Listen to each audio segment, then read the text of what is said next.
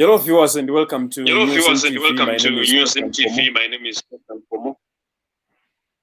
And today we have Mr.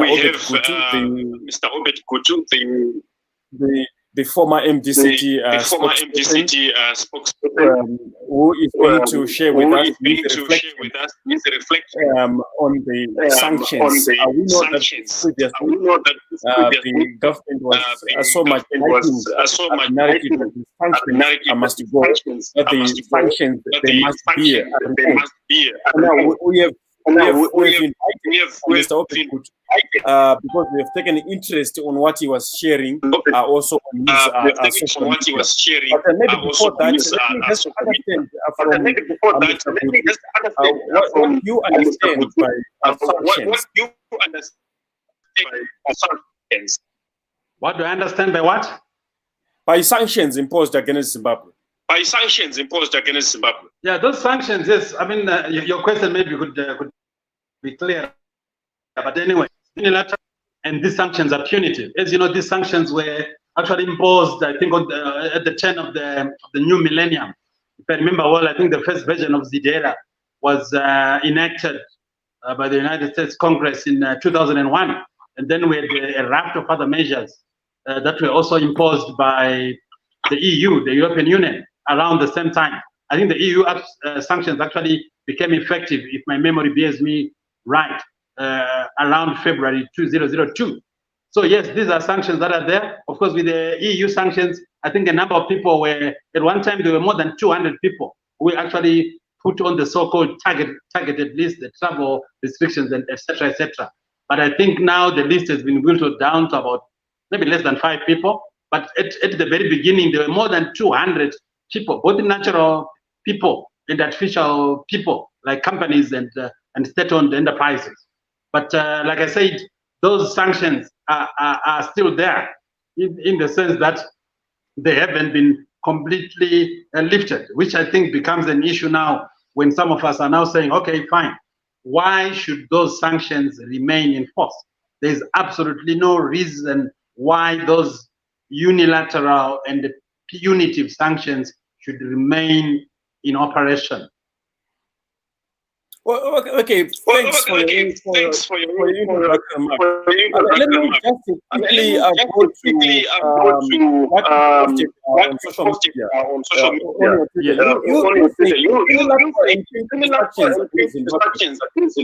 We're fervently and passionately by some characters within the local opposition. Yes, that's true. And they know themselves personally. And they know themselves, yes. I know them personally. They know themselves. Lobbying for the imposition of sanctions. Some even have. Who are these characters? Look, I'm a lawyer by profession, and I'm not at liberty to disclose the identities of these people, but these are prominent people who are in, I don't know what I should call that party. Sometimes they call themselves Alliance, sometimes they call themselves Alliance. I don't know what their name is. But some of them actually occupy very senior positions. 2 of them are actually vice presidents of the MDC Alliance, a G40 combination. 2 of them are sitting vice presidents of the MDC Alliance / G40 political party. And yeah, one of them is actually the Treasurer General of that MDC Alliance / G40 political party. I honestly don't know what they call themselves. So that's why I'm using the name MDC Alliance / They did so when you were together. Yes. And what was your contribution? I know, they know, and they know I know.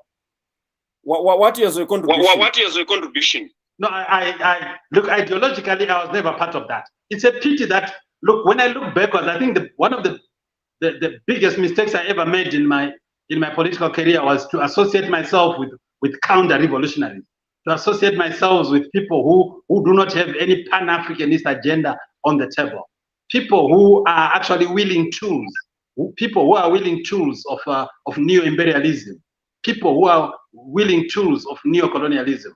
I think I honestly look back and I said, I mean, I should not have done that, because ideologically, personally, as Obert Gutu, my politics has always been on the left.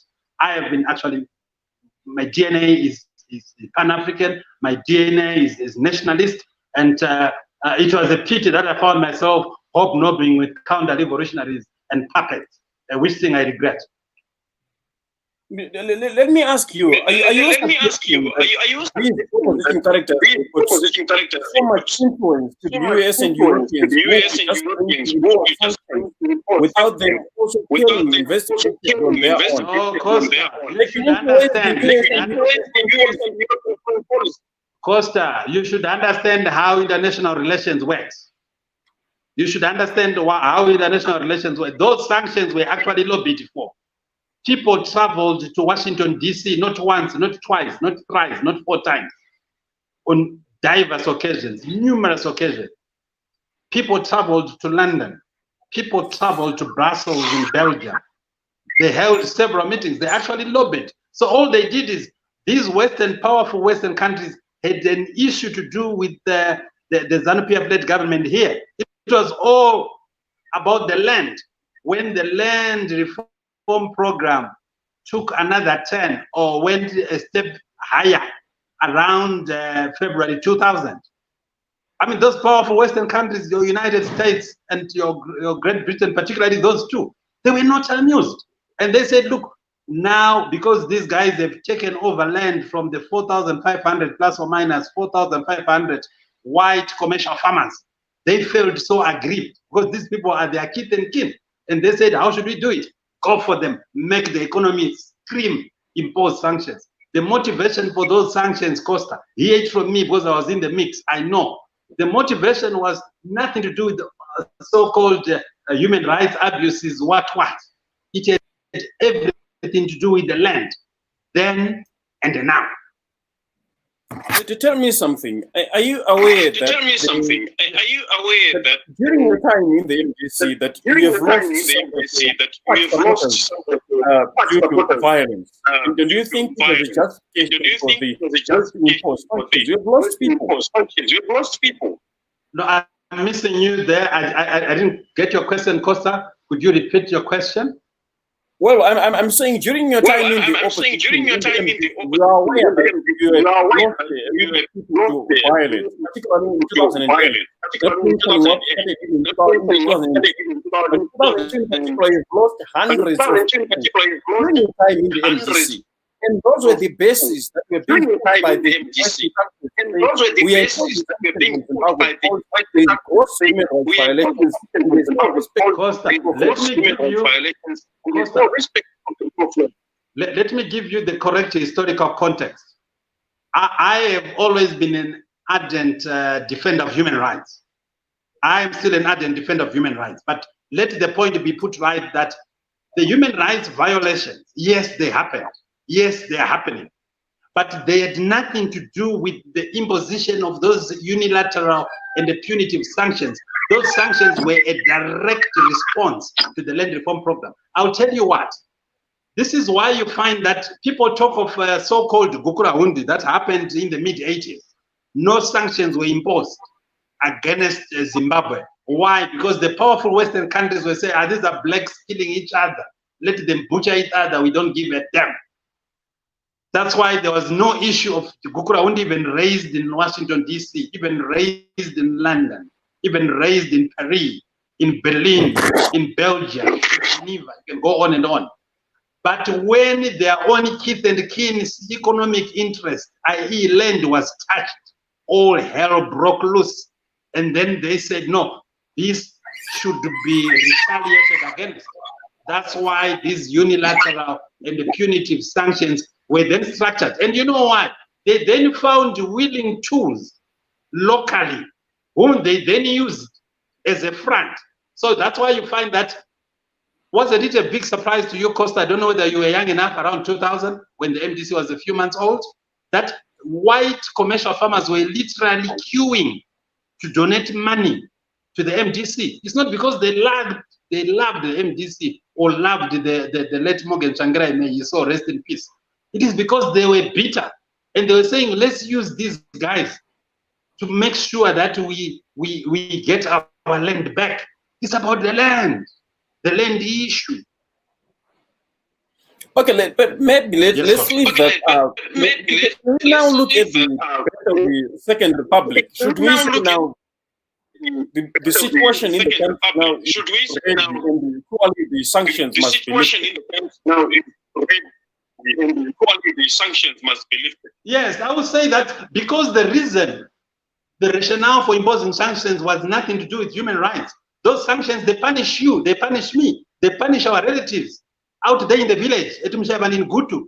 Those are the people who suffer due to those sanctions. Those sanctions punish those people who are in business. Right now, just try to do it.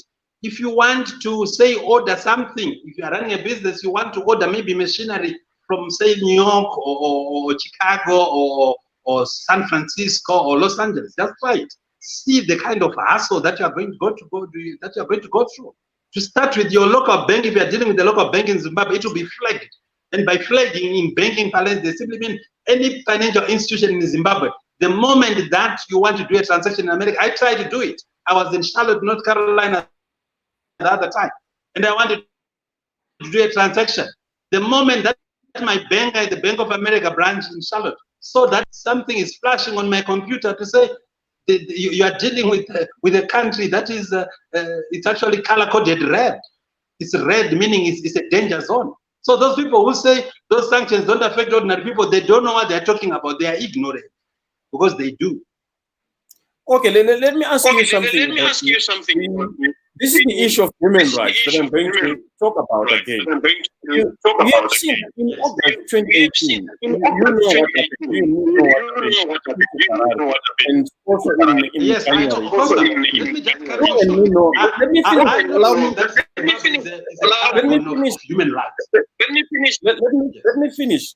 We know what happened in the streets of Harare in January 2019. Yes, I do. Recently, we've seen also a crackdown on dissent, on opposition. I can mention the likes of the scholars, I can mention the scholar and the MDC. You know what? So what is your question? What is your question?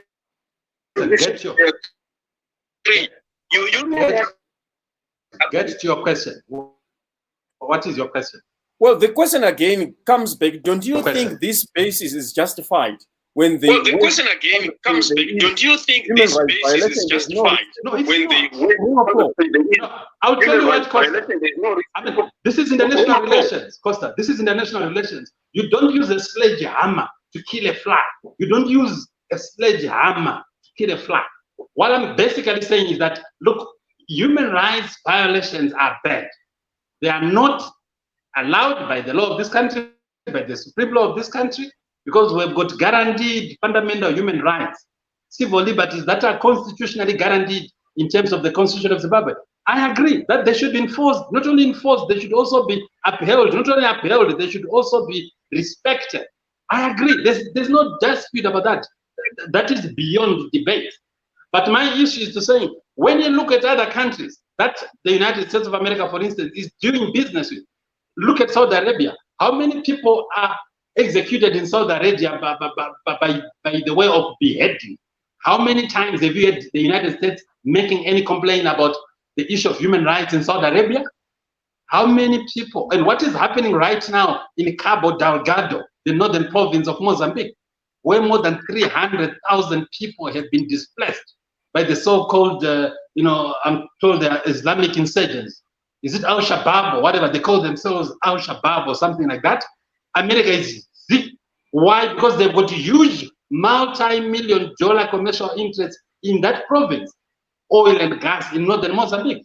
You don't hear them say anything. But I can assure you, if American interests were placed in jeopardy in Cabo Delgado, they will be crying foul. That's why now they're actually requesting the Zimbabwean government to send its army to Cabo Delgado to protect their interests, because they know that the Zimbabwean army is a sleek machine, is an efficient machine, which can be able to liquidate that armed insurgents in the northern province of Cabo Delgado in Mozambique. So I mean, you must understand. International relations. Let's go back to what Henry Kissinger said many decades ago. Henry Kissinger, as you may know, America has neither friends nor enemies, just interest. So America protects her interests. You can be America's friend today and its enemy tomorrow, and vice versa, as long as their interests are at the center. So you should appreciate that this is how international relations is played out there on the bigger stage. So you guys sometimes you get so agitated, you get worked up by what a... Yes, Costa. Okay, let me ask you something. Okay, let me ask you something. What do you think is the most contributing factor here? Because there have been most contributing factor here, particularly the government and the opposition. The opposition is saying the economy is in the doldrums because number one, there is corruption. And the opposition. And also that the opposition is saying the economy is in the doldrums. There is gross human rights violations. There's no rule of law. This is about lunch hour. You are making me laugh. I guess we have read the Auditor General, the esteemed office of President Chiri, the 2019 report. Yes, I want to. I've read it. I read everything. You can see here. I read a lot of stuff. Just see my. I want to have read this. Yeah. No, the point that I want to share with you is that there's a gross corruption that is shared in this report. No, the point that I want to share with in this report. Costa, at no time did I ever say that there is no corruption in Zimbabwe. Just go back, Google the name Obert Gutu, and see how many articles I've written on corruption in Zimbabwe. I have been, I think, one of the most vocal people here for many years, saying that the government and all the law enforcement and all law enforcement agencies should clamp down on corruption. I am not saying that there's no corruption in Zimbabwe. There is corruption in Zimbabwe. We should address that. But that there is corruption in Zimbabwe does not mean that there should be unilateral and punitive sanctions imposed against the people of Zimbabwe. No. Hi, Costa? Are you still there?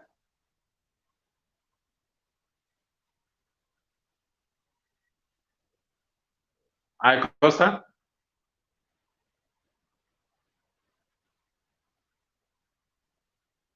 Costa, you are not talking. I don't know if stage you are just doing this. I can't hear you. Hello?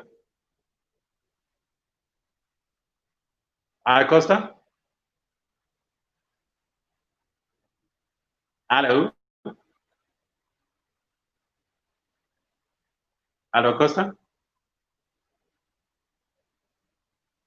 Hello?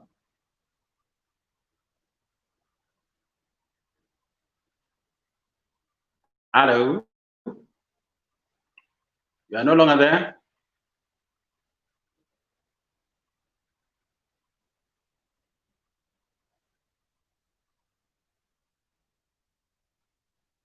Hello?